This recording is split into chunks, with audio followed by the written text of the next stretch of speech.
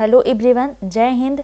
आज हम लोग संविधान सभा से बनने वाले महत्वपूर्ण क्वेश्चन कवर करेंगे जो कि एग्जाम में कई बार पूछे गए हैं। तो चलिए शुरू करते हैं। पहला क्वेश्चन है, भारत में संविधान सभा का गठन किस योजना द्वारा किया गया था? तो इसका राइट आंसर है कैबिनेट मिशन योजना द्वारा। किस योजना द्वारा किया गया था? तो कैबिनेट मिशन योजना द्वारा किया गया था।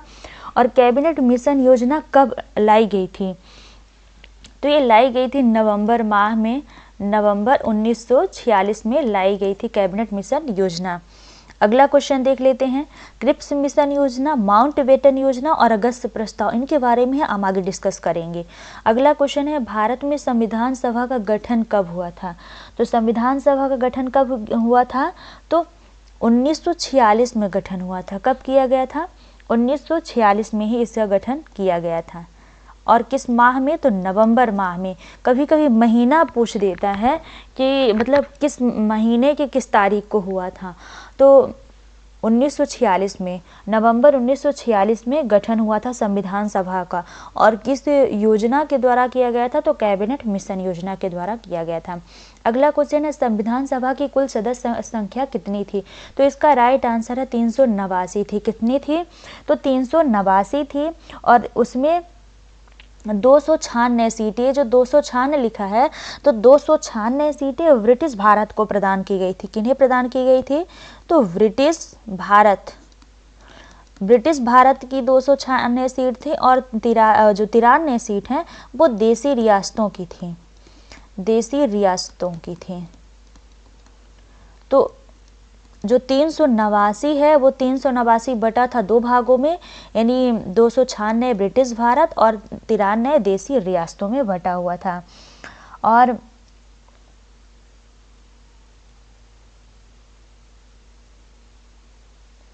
इनका जो चुनाव है, तो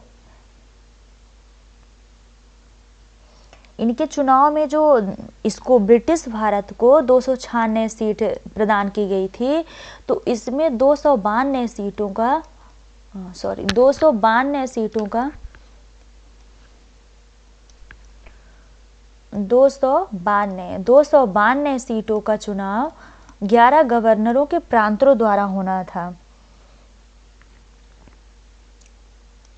11 गवर्नरों के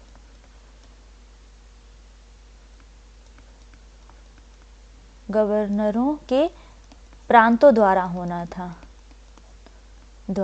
और जो 4 सीटें बची थीं, तो 4 सीटों का चुनाव होना था मुख्य आयुक्तों के प्रांतों द्वारा। मुख्य आयुक्तों के प्रांतों द्वारा। मुख्य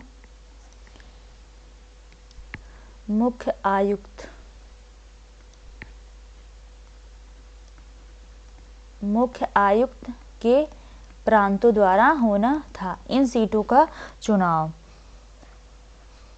और जो हर प्रांत थे या देसी रियासत थी, उनमें छोटे राज्यों के मामले में राज्यों के समूहों के रूप में ऐसा इनका गठन था।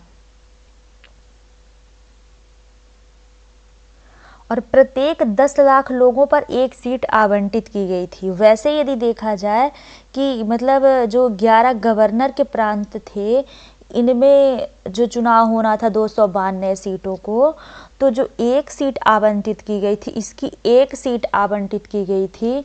तो एक सीट का चुनाव होना था 10 लाख लोगों पर, 10 लाख लोगों द्वारा एक सीट का चुनाव होना था। यानी एक सीट जो थी, एक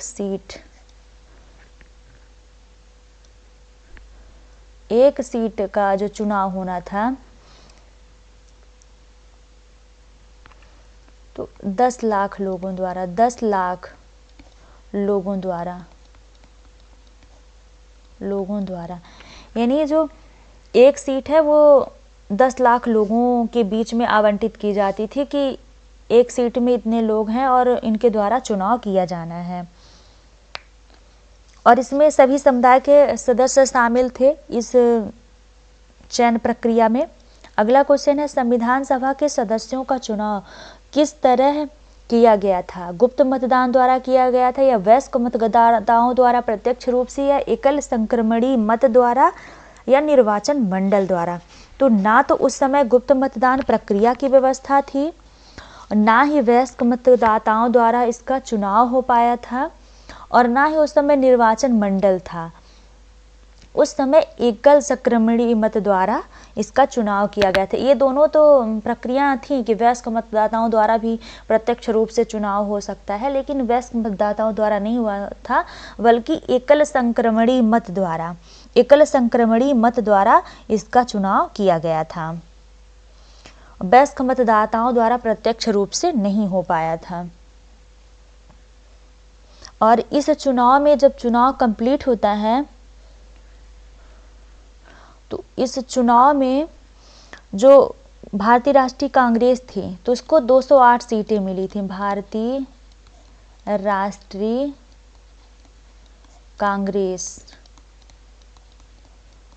राष्ट्रीय कांग्रेस को 208 सीटें मिली थी।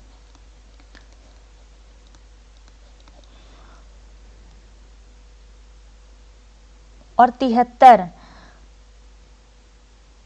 मुस्लिम लीग को, 73 सीट मुस्लिम लीग को मिली थी। 73 सीट मुस्लिम लीग को मिली थी, मुस्लिम लीग। और 15 सीटें छोटे जो रियासतें थीं, 15 सीटें छोटे सदस्य रहे हैं, जो छोटे समूह रहे हैं, छोटे समूह व स्वतंत्र सदस्य थे, तो उनको प्रदान की गई थी। यहाँ जो हमने बताया कि ये जो ब्रिटिश भारत था या देसी रियासतें थी, तो जो ब्रिटिश भारत कहने का मतलब कि जहाँ जहाँ ब्रिटिश भारत का अधिकार हो चुका था वो सीटें ब्रिटिश भारत कहलाई। बात भारत की रहे, जैसे यहाँ हम बता रहे हैं कि भारतीय राष्ट्रीय कांग्रेस को 208 सीटें मिली थीं, तो ये जो भारतीय राष्ट्रीय कांग्रेस को 208 सीटें मिल रही, तो चुनाव यही हुआ था, लेकिन ये ब्रिटिश भारत के अंतर्गत आ रहे थे। ये ब्रिटिश भारत के अंतर्गत जितने जगह ये ब्रिटिश लोग अपना शासन अपने हाथ पे ले लिए थे, उतना ब्रिटिश भारत क्षेत्र कहलाया गया। इसके बाद अगला क्वेश्चन देख लेते हैं। अगला क्वेश्चन है, भारतीय राष्ट्रीय कांग्रेस का गठन कब किया गया था? तो भारतीय राष्ट्रीय कांग्रेस का गठन हुआ था 1885 में गठन हुआ था। थोड़ी इसकी डिटेल देख लेते हैं। तो भारतीय राष्ट्रीय कांग्रेस की स्थापना 28 दिसंबर को हुई थी और 1885 में 28 दिसंबर 1885 को हुई थी। और इसकी जो शुरुआत थी एक ब्रिटिश सिविल सेवक एलन ऑक्टेवियन ह्यूम, यानी जो हम लोग संक्षिप्त में पढ़ते हैं A.O. ह्यूम, ऐसा हम लोग अपने किताबों में देखते हैं लिखा कि A.O. ह्यूम द्वारा हुई थी भारतीय राष्ट्रीय कांग्रेस की स्थापना। तो इनका पूरा नाम था एलन ऑक्टेवियन ह्यूम, और दादा भाई नरोजी और दिनुसा वाचा के साथ मिलकर हुई थी।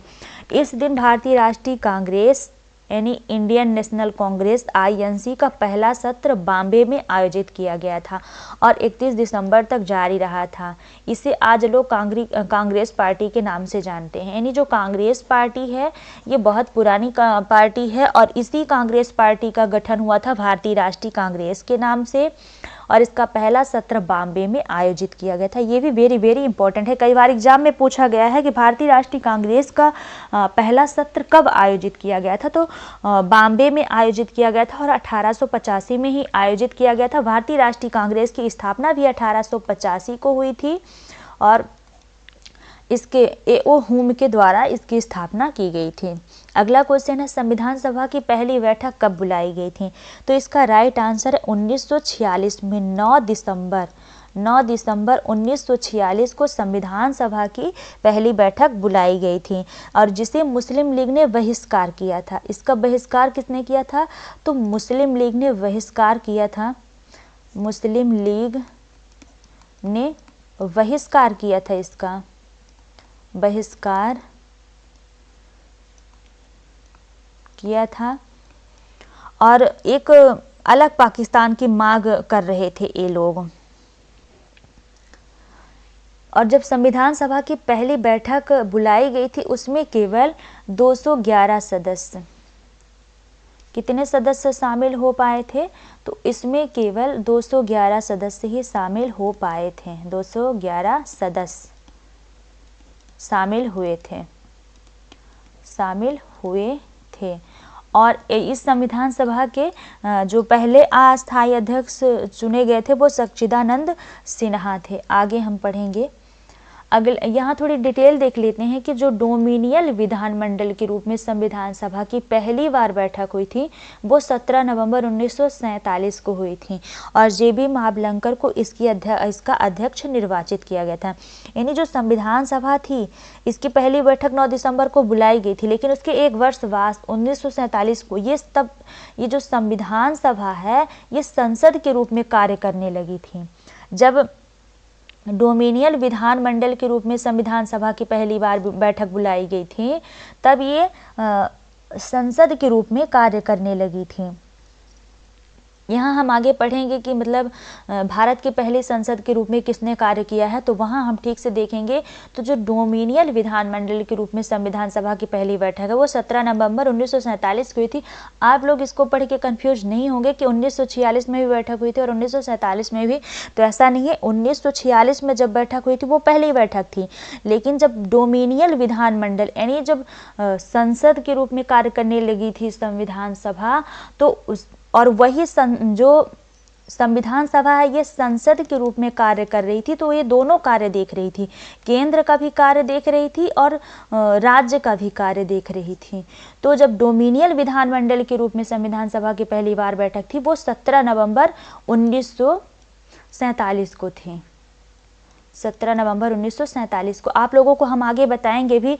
और जब ये संविधान सभा है जब संसद के रूप में कार्य कर रही थी, तो जब ये संविधान सभा के रूप में अपनी बैठक करती थी, जब ये संविधान सभा के रूप में अपनी बैठक करती थी तब उसकी अध्यक्षता डॉक्टर राजेंद्र प्रसाद करते थे, जो कि आगे राष्ट्रपति बनते हैं हमारे देश के। लेकिन जब इसकी बैठक विधायिका के रूप में होती थी, विधायिका के रूप में, तब जेबी महाबलंकर इसकी अध्यक्षता करते थे। जेबी महाबलंकर इसकी अध्यक्षता करते थे। आप लोगों ने ये भी क्वेश्चन पढ़ा होगा कि संविधान सभा के पहले अध्यक्ष कौन थे, तो जेबी महाबलंकर ही थे। अगला क्वेश्चन देख लेते हैं। अगला क्वेश्चन है संविधान सभा के पहले अस्थायी अध्यक्ष किसे चुना गया था? तो इसका राइट आंसर है सच्चिदानंद सिन्हा को चुना गया था और राजेंद्र प्रसाद को अस्थायी अध्यक्ष चुना गया था बाद में। हमने तो अस्थायी ही लिख दिया। अस्थायी अध्यक्ष चुना गया था राजेंद्र प्रसाद को, अस्थायी अध्यक्ष।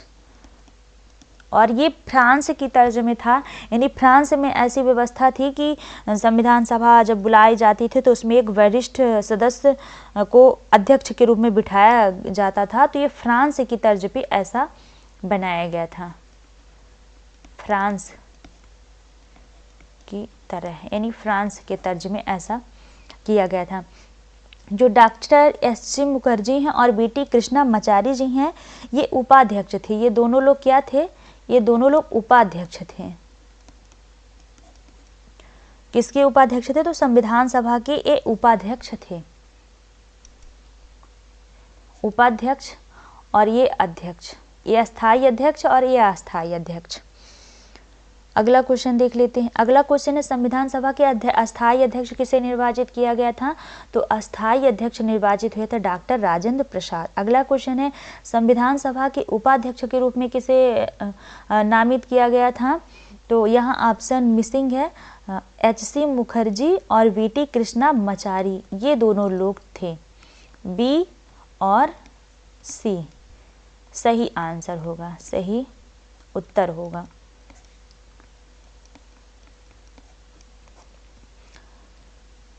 अगला क्वेश्चन देख लेते हैं। उद्देश्य प्रस्ताव कब पेश किया गया था? तो इसका राइट आंसर है 1946 में पेश किया गया था। कब पेश किया गया था? 1946 में। और कब? तो 13 दिसंबर किस महीने में? तो 13 दिसंबर 1946 को 1946 को उद्देश्य प्रस्ताव पेश किया गया था। किसके द्वारा पेश किया गया था? तो पंडित जवाहरलाल नेहरू द्वारा। पंडित जवाहरलाल नेहरू द्वारा पेश किया गया था। यानी किसके द्वारा? तो पंडित जवाहरलाल नेहरू के द्वारा ये पेश किया गया था। और इसमें क्या था? जो उद्देश्य प्रस्ताव था ये किस लिए पेश किया गया था, या इसमें क्या था? तो उद्देश्य प्रस्ताव पेश किया गया था, इसमें संविधान के जो ढांचे रहे हैं, संवैधानिक संरचना के ढांचे, संवैधानिक संरचना के ढांचे, यानी कहें कि जो प्रस्तावना है तो इसको जब बनाया गया था तब उद्देश्य प्रस्ताव के रूप में पेश किया गया था कि हमारा संविधान इस तरीके से होगा, ये व्यवस्था होगी इस तरीके के। तो इन चीज़ों का उद्देश्य प्रस्ताव में पेश किया गया था। जैसे कि हमारा जो संविधान होगा, संविधान सभा में पेश किया गया कि भारत को एक स्वतंत्र संप्रभु गणराज्य घोषित करना होगा और भविष्य में प्रशासन चलाने के लिए हमको संविधान का निर्माण करना होगा। ये सभी चीज़ें उद्देश्य प्रस्ताव में शामिल थी। अगला क्वेश्चन है, माउंट बेटन योजना कब पेश की गई थी? तो माउंट बेटन योजना पेश की गई थी 3 जून 1947 को पेश की गई थी। यहाँ पे ऑप्शन सही नहीं है, ऑप्शन मिस्टेक है। तो 1947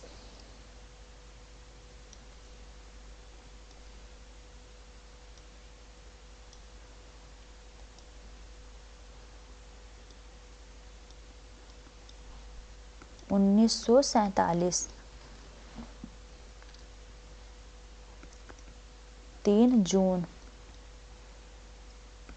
यानी कब पेश किया गया था? तो 3 जून 1947 को पेश किया गया था माउंट बेटन योजना। और माउंट बेटन योजना में ही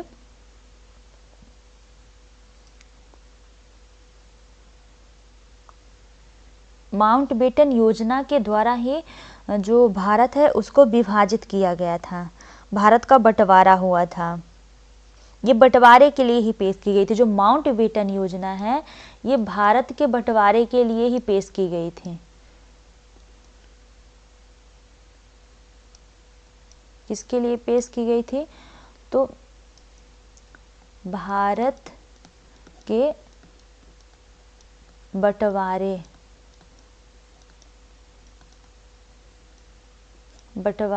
के लिए पेश की गई थी माउंट बेटन योजना, और 1947 में 3 जून को पेश की गई थी। अगला क्वेश्चन है, स्वतंत्र भारत की पहली संसद कौन बनी? तो इसका राइट आंसर है संविधान सभा बनी है। यानी जब भारत स्वतंत्र हो गया था 1947 में, जो क्वेश्चन वहाँ सही समझ में ना आया होगा उसको हम यहाँ समझेंगे कि जो स्वतंत्र भारत है, भारत हमारा स्वतंत्र कब हुआ था? 1947 को स्वतंत्र हुआ था। 15 अगस्त 1947 को भारत स्वतंत्र हुआ था। और स्वतंत्र भारत की पहली संसद बनी थी संविधान सभा। कौन बनी थी? संविधान सभा बनी थी। तो इसकी जो पहली बैठक थी, तो पहली बैठक वैसे 1946 में बुलाई गई थी, लेकिन जो स्वतंत्र होने के बाद बुलाई गई थी और जिसको कार्य दिया गया था कि ये संविधान सभा के रूप में बैठक करेगी और विधायिका के रूप में भी बैठक करेगी, वो बैठक 1947 में बुलाई गई थी।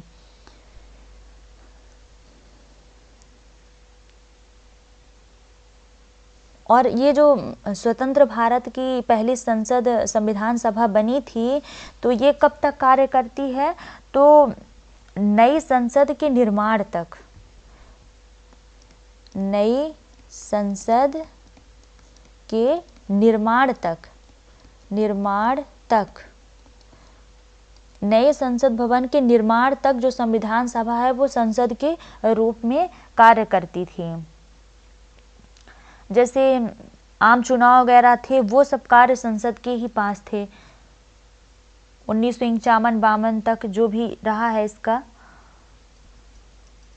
समय, तो ये संसद के रूप में कार्य करी है संविधान सभा। और उसके पहले ही हम बता चुके हैं कि जीवी महाबलंकर की अध्यक्षता में विधायिका की बैठक होती थी। जो संविधान सभा थी तो इसमें विधायिका के रूप में बैठक होती थी। तो जीवी महाबलंकर विधायिका के रूप में जब बैठक होती थी तो इसकी अध्यक्षता जीवी महाबलंकर करते थे, जीवी महाबलंकर।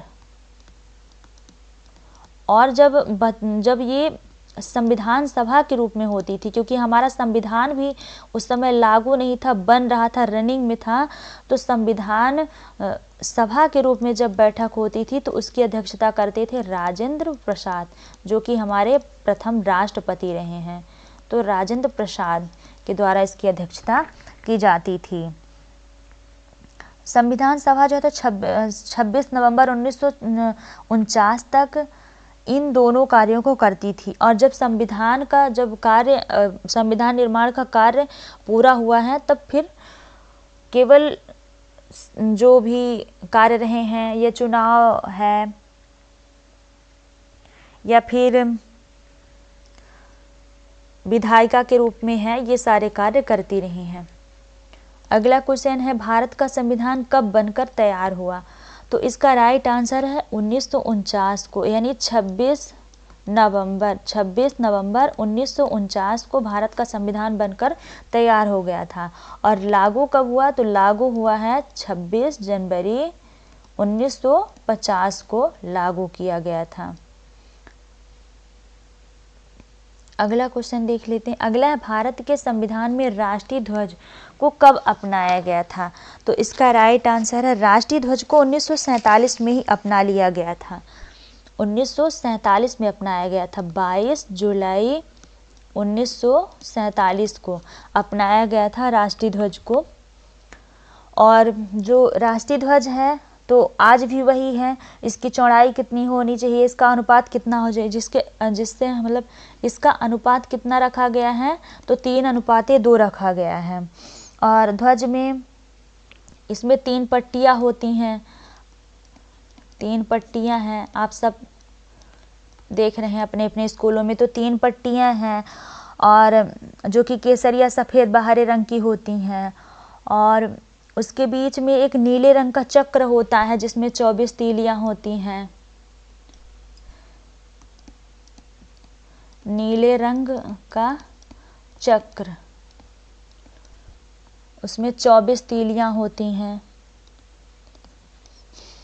और उसके अलावा सारनाथ के अशोक सिंह स्तंभ से लिया गया, अशोक के सिंह स्तंभ पर बने चक्र से लिया गया है। जो चक्र है उसको सारनाथ के अशोक के, जो सारनाथ अभिलेख है अशोक का, वहाँ के स्तंभ चक्र से लिया गया है चक्र को। अगला क्वेश्चन है, भारत के संविधान में राष्ट्रीय गान को कब अपनाया गया? तो इसका राइट आंसर है 1950 में अपनाया गया। जो राष्ट्रीय गान है वो 1950 में अपनाया गया था और राष्ट्रीय ध्वज को 1947 में ही अपनाया गया था। राष्ट्रीय गान को 1950 में अपनाया गया था। और जो राष्ट्रगान है वो किसके द्वारा रचित है? राष्ट्रगान की रचना किसके द्वारा हुई थी? तो राष्ट्रगान की रचना हुई थी रविंद्रनाथ टैगोर के द्वारा हुई थी। रविंद्रनाथ टैगोर के द्वारा, यानी जो राष्ट्रगान है उसकी रचना किसके द्वारा हुई थी? तो रविंद्रनाथ टैगोर जी के द्वारा हुई थी। और राष्ट्रगान का नाम तो आप सब जान रहे हैं, जन गण मन अधिनायक, ऐसा करके है। और इसका जो संपादन है वो 1912 में किया गया था, 1912 में। और किसके द्वारा किया गया था? तो टैगोर द्वारा ही किया गया था। रविंद्रनाथ टैगोर के द्वारा ही इसका संपादन किया गया था 1912 में। और जो ये गीत है, जो राष्ट्रगान गीत है, इसको कब गाया गया था? पहली बार कब गाया गया था? कब गाया गया था पहली बार, यदि ऐसा पूछ दे कि पहली बार कब गाया गया था, तो पहली बार गाया गया था ये 27 सितंबर 1911 को, 27 सितंबर 1911 को गाया गया था। और कहाँ पर गाया गया था, तो ये गाया गया था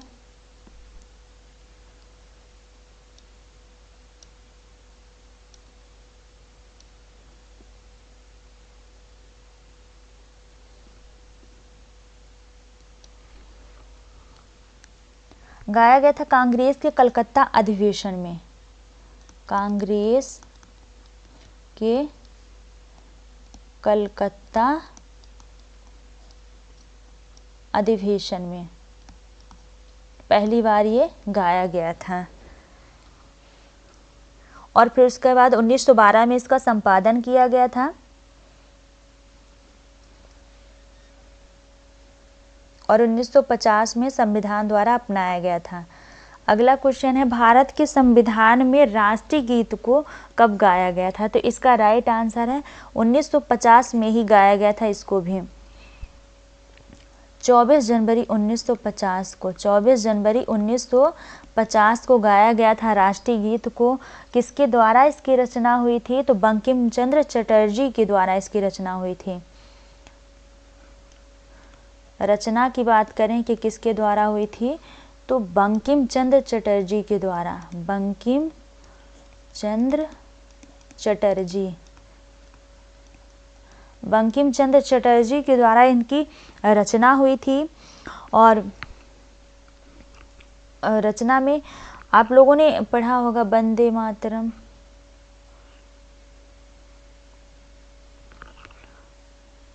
वंदे मातरम, सुजलाम सुफलाम मलय शीतलाम, इस तरीके से रहता है।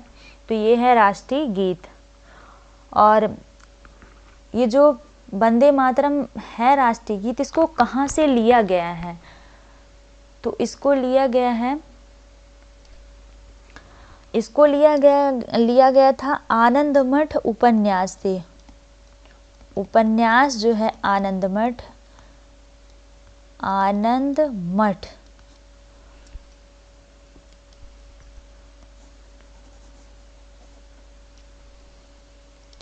यानी इसको कहाँ से लिया गया था, तो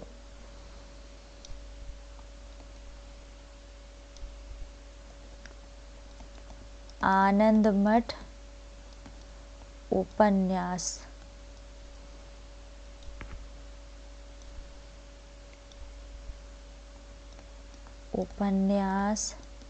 से लिया गया था। तो आनंदमठ उपन्यास से इसे लिया गया था। यह मूलतः संस्कृति में है। किस भाषा में है, तो संस्कृत भाषा में है।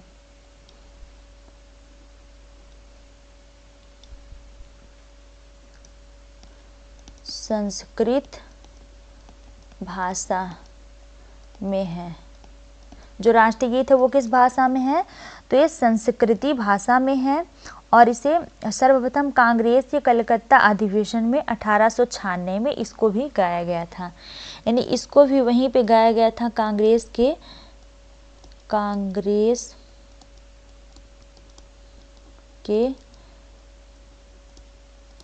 कलकत्ता अधिवेशन में गाया गया था। और अधिवेशन कब हुआ था, तो अधिवेशन हुआ था 1896 में। कांग्रेस का कलकत्ता अधिवेशन हुआ था।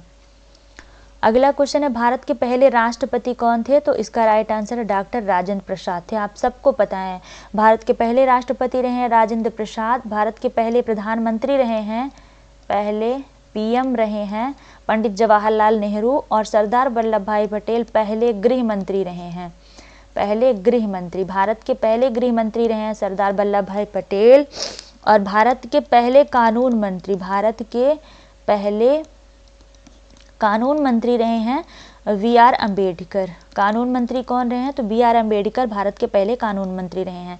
अगला है, भारत का संविधान कब लागू हुआ था, तो 1950 को, 26 जनवरी 1950 को भारत का संविधान लागू हुआ था।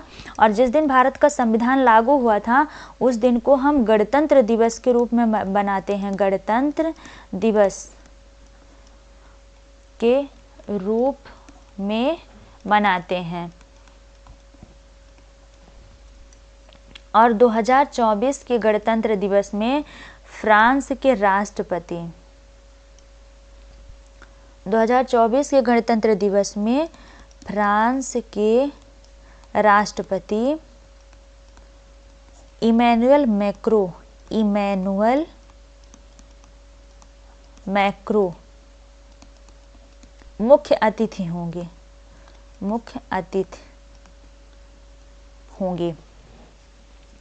और जिस दिन भारत स्वतंत्र हुआ था उसे हम स्वतंत्रता दिवस के रूप में मनाते हैं। अगला क्वेश्चन है, भारत के संविधान को बनाने में कितना समय लगा था? तो 2 वर्ष 11 माह और 18 दिन। भारत का संविधान विश्व का सबसे बड़ा संविधान है, विश्व का सबसे बड़ा संविधान है भारत का संविधान। और लिखित भी है। यदि हम कहें कि विश्व का सबसे बड़ा लिखित संविधान, तो लिखित संविधान वो भी हमारा देश भारत का ही संविधान है, लिखित संविधान। और इसमें 395 अनुच्छेद, 8 अनुसूचियां मूल रूप से थी, 8 अनुसूचियां और 22 भाग, एक प्रस्तावना शामिल थी जब भारत का संविधान लागू हुआ था। अगला क्वेश्चन है, संविधान सभा की अंतिम बैठक कब हुई थी? तो इसका राइट आंसर है, संविधान सभा की अंतिम बैठक 24 जनवरी 1950 को हुई थी। 24 जनवरी 1950 को संविधान सभा की अंतिम बैठक हुई थी। और जो संविधान सभा थी 24 जनवरी 1950 तक, तो वो कौन थी?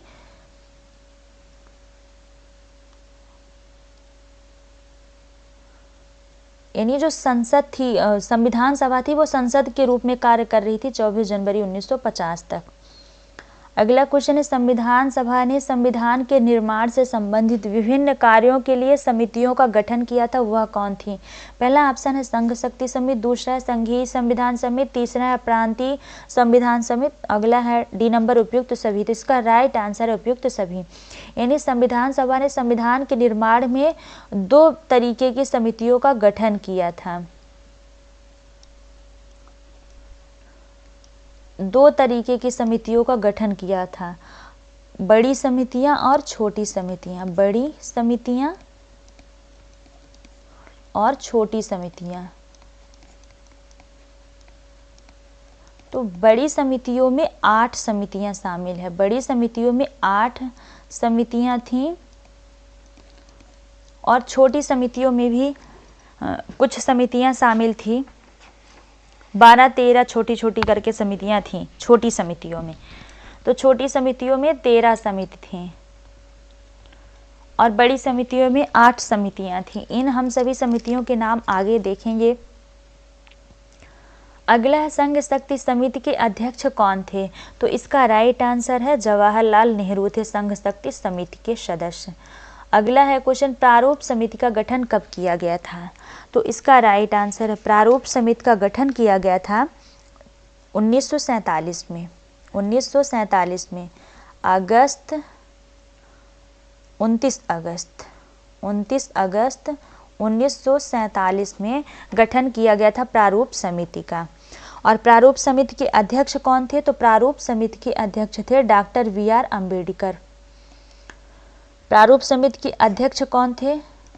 अध्यक्ष थे डॉक्टर BR अम्बेडकर, प्रारूप समिति के अध्यक्ष थे। और इस प्रारूप समिति में कुल कितने सदस्य शामिल थे? तो 7 सदस्य शामिल थे, कुल 7 सदस्य शामिल थे इसमें। और 7 सदस्यों में डॉक्टर बी आर अम्बेडकर अध्यक्ष रहे हैं और एन गोपाल स्वामी अयंगर, अल्लादी कृष्ण स्वामी अय्यर, डॉक्टर के एम मुंशी, सैयद मोहम्मद सादुल्ला, एन माधव राव और टी कृष्णा मचारी, ये 7 लोग इसके सदस्य रहे हैं प्रारूप समिति के। अगला क्वेश्चन है भारत का संविधान कब लागू हुआ? तो इसका राइट आंसर है 26 जनवरी 1950 को भारत का संविधान लागू हुआ था।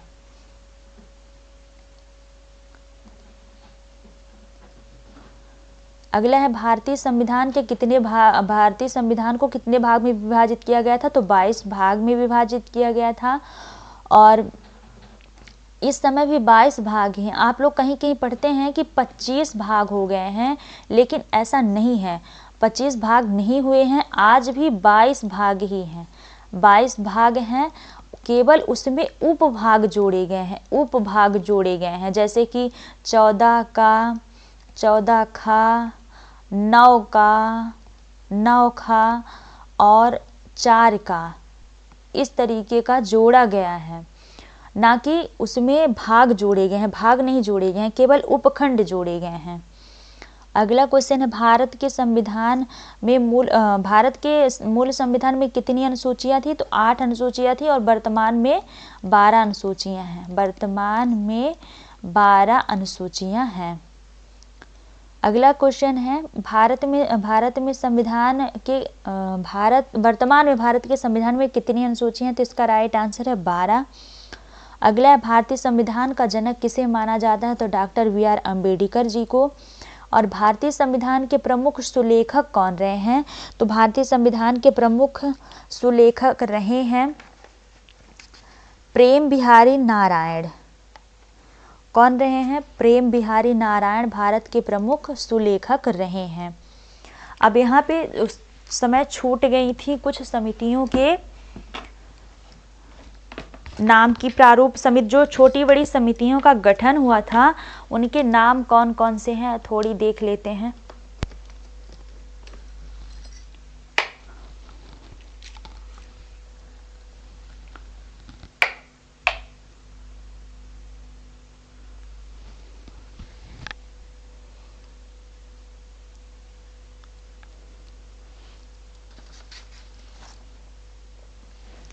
संविधान सभा की समितियां, संविधान सभा की समितियां,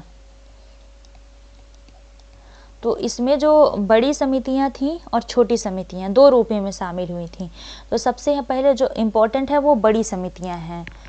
तो इसमें 8 बड़ी समितियां थी, बड़ी समितियां थी।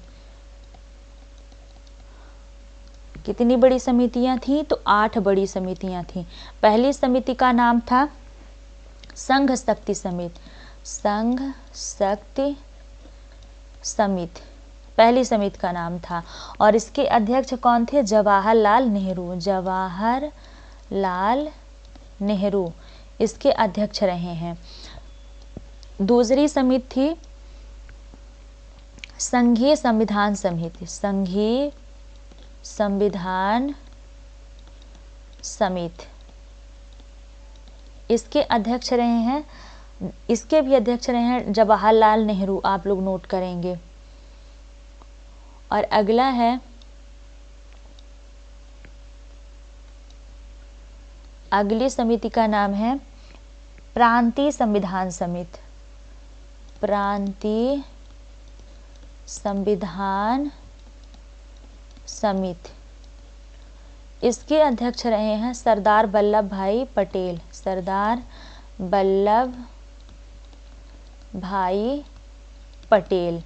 सरदार वल्लभ भाई पटेल को लौह पुरुष और भारत का निर्माता भी कहा जाता है और ये भारत के पहले गृह मंत्री भी रहे हैं, क्योंकि जो हमारे प्रांतों का विभाजन है और जो गठन है वो सब इन्हीं के द्वारा किया गया है, सरदार वल्लभ भाई पटेल जी के द्वारा ही किया गया है।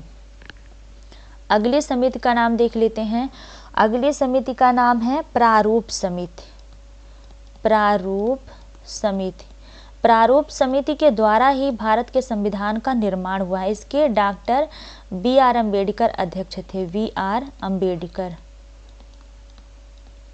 अध्यक्ष रहे इसके। इधर ये समितियां हैं और इधर अध्यक्ष के नाम हैं, आप लोग नोट करते चलिएगा। अगली समिति है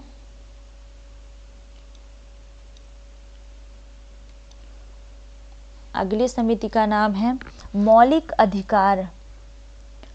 मौलिक अधिकार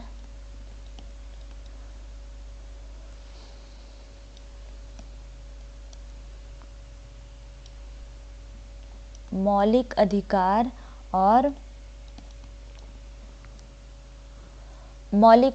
अल्पसंख्यक एवं जनजाति बहिष्कृत क्षेत्रों के लिए सलाहकार समिति के रूप में, सलाहकार समिति, यानी इन सब के सलाहकार समिति के रूप में रहा है, सलाहकार समिति। आगे नोट करिएगा। तो इसके अध्यक्ष, इसकी मतलब दो तीन या पांच, इसके 5 उप समितियां भी रही हैं। मौलिक अधिकारों की ये जो समिति थी, इसके भी अध्यक्ष कौन थे? इसके भी अध्यक्ष इसके थे सरदार वल्लभ भाई पटेल। सरदार वल्लभ भाई पटेल इसके भी अध्यक्ष रहे हैं। यानी जो मौलिक अधिकार और अल्पसंख्यक रहे हैं, जनजाति तथा बहिष्कृत क्षेत्रों के लिए सलाहकार समिति के रूप में कौन रहे हैं? तो सरदार वल्लभ भाई पटेल ही इन समिति के अध्यक्ष रहे हैं। और इसमें 5 उप प्रमुख समितियां शामिल थी, जैसे एक मौलिक अधिकार उप समिति, JB कृपलानी इसके अध्यक्ष रहे हैं, और SC मुखर्जी अल्पसंख्यक समिति के रहे हैं, उप समिति के। और सीमांत जनजाति क्षेत्र असम को छोड़कर आंशिक रूप से जो क्षेत्र हैं उसके गोपीनाथ उस उप समिति के अध्यक्ष रहे हैं। गोपीनाथ बरदोई छोड़े गए एवं आंशिक रूप से छोड़े गए क्षेत्रों के असम से सिंचित क्षेत्रों के अलावा उप समिति के अध्यक्ष रहे AB ठक्कर। और उत्तर पश्चिम फ्रंटियर जनजाति क्षेत्र उप समिति के अध्यक्ष रहे हैं AB ठक्कर। तो इस तरीके से 5 उप समितियां भी इसमें रही हैं। मौलिक अधिकार समिति में इसमें 5 उप समितियां रही हैं, जिसको हमने बता दी, आप नोट करेंगे अपने से समितियां।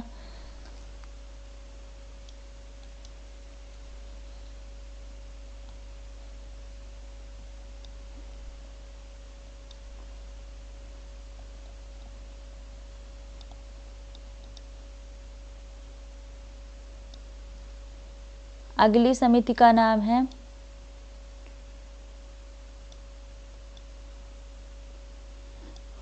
अगली समिति रही है प्रक्रिया नियम समिति।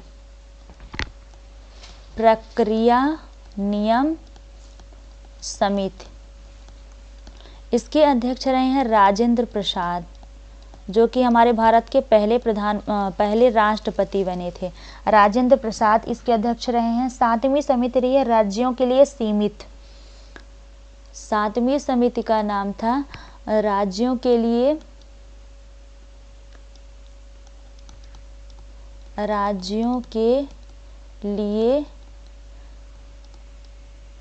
सीमित, यानी जो राज्यों के बीच समझौता कराने की समिति रही है। तो इसके भी अध्यक्ष रहे हैं जवाहरलाल नेहरू। अध्यक्ष रहे हैं जवाहरलाल नेहरू, इसके अध्यक्ष रहे हैं। और लास्ट में 8वीं समिति रही है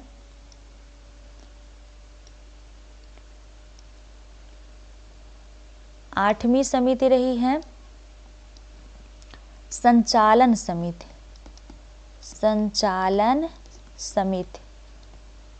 और संचालन समिति के अध्यक्ष रहे हैं डॉक्टर राजेंद्र प्रसाद। इसके भी अध्यक्ष रहे हैं राजेंद्र प्रसाद।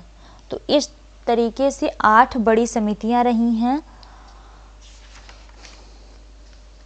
और जो छोटी समितियां रही हैं, जैसे वित्त एवं कर्मकारी स्टॉक समिति, थोड़ी छोटी समितियों के बारे में भी देख लेते हैं। छोटी समितियां, तो छोटी समितियों में जैसे वित्त एवं कर्मचारी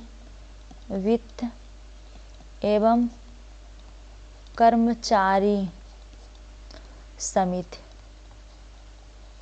इसके अध्यक्ष रहे हैं राजेंद्र प्रसाद।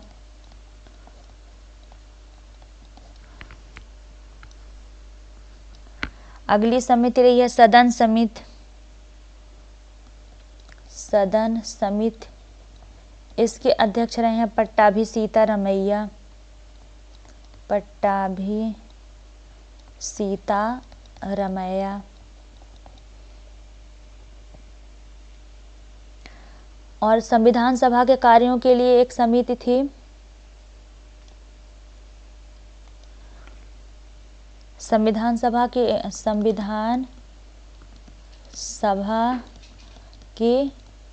कार्यों के लिए समिति थी, उसके अध्यक्ष थे जीबी मावलंकर। जीबी मावलंकर।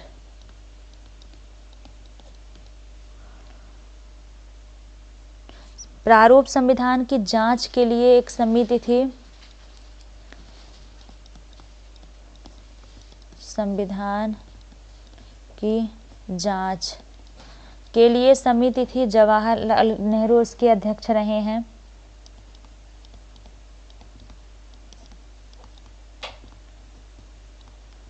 अध्यक्ष थे।